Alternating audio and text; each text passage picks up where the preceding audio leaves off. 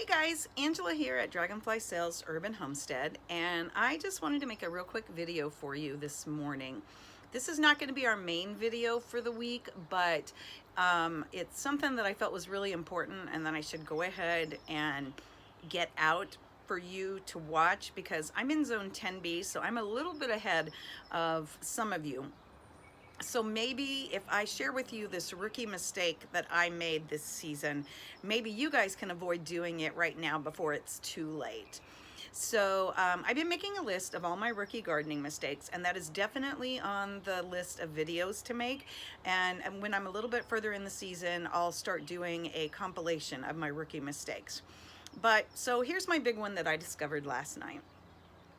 I have tried to be really thrifty wherever I can without skimping on quality for my gardening. Since we are doing such a large scale this first year out, which is, I'll give you a little teaser, one of my rookie mistakes I made. I should have never tried to do this magnitude of gardening. But so I've tried to do things so that I can make sure that they're good quality items that are going to last me year after year, so that I'm not having to rebuy things every year. So I thought I was being really smart, and I have these great pots, but when I started my seedlings, I bought these bamboo sticks that had almost a little flag on them, and it was so that you could write on them with a Sharpie. All right, so here's what I used to start my seedlings. And these little sticks, they're a lot longer. They're probably 2 or 3 times as long as these are, but I cut them off so that when I put the domes on my seedlings, they worked. But as you can see, they worked pretty well, but some of them that got too wet, they started fading. So that was the first thing I feel like I kind of made as a mistake. And then when I went to up-pot my plants, I bought higher quality pots. Didn't want to buy just cheap ones that were going to be toast after this first year.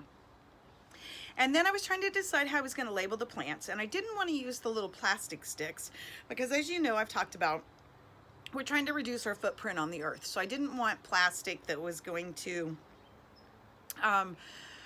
just be thrown away, and I didn't want to again have to sort them out of the varieties, because what if I didn't use the same varieties next year?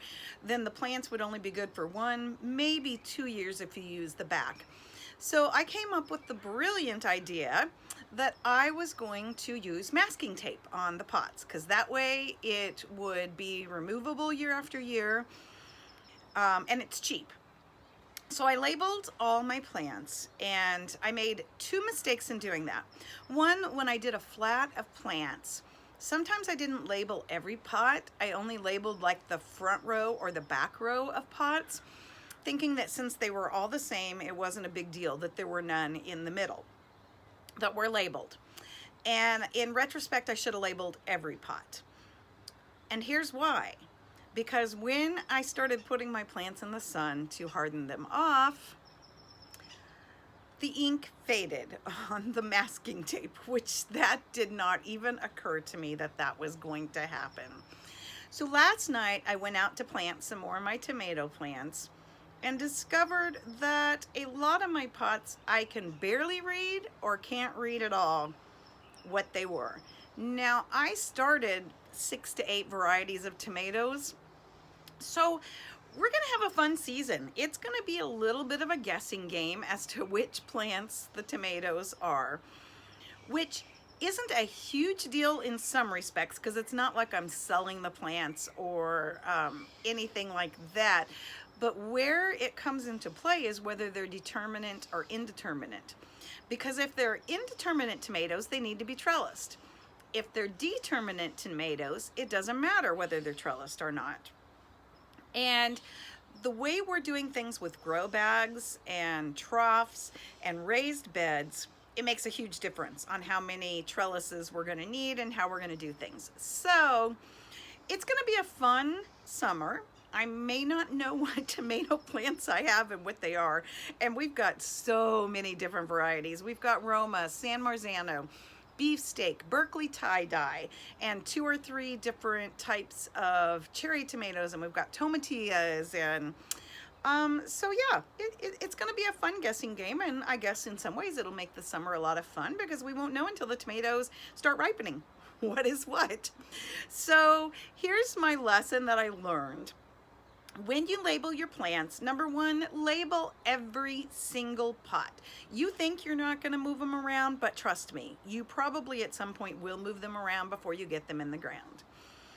Second, what I would do instead next time, because I still don't want to use the plastic plant tags and have more plastic around, what I'm going to do is get like a silver or gold Sharpie, and then I will write on the actual pot, even though I didn't want to do that because there's plenty of room on most of the pots that I can just cross them out and they can still be used several years. But I would write on the actual pot. So there is no chance the tag is lost. There's no chance it fades like what happened to me, and it's all going to be good.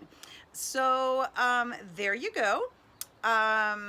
Again, hope you learn from my mistakes, and I'm happy to make them so you don't have to. And remember to subscribe to our channel, hit that like button, and hit the notify button if you want to know when we have more out. And then I'm also going to put some footage in here of what the things actually look like. So sorry guys, I am still just learning all this. So I'll go ahead and end this video, and then I'm going to shoot some more footage and we'll see how this works. This will probably be a huge editing job, and so I'm just going to ask for your forgiveness in advance if everything turns out bad. So here's an example of what I was talking about.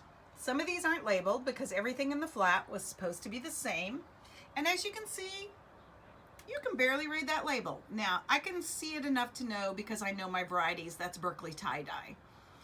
But some of them, like, let's go over here to this one, can't read it at all. This one, you can't read it at all. All of these, you can't read them at all. So, yeah, I learned my lesson. And don't worry about my plants. I know they're looking a little sick right now because we had some really hot days and they were out in the sun and they got scorched, but they're going to come back. I'm not worried about them. But anyway, so learn from my rookie mistake. Do not use masking tape and pin and try to go cheap.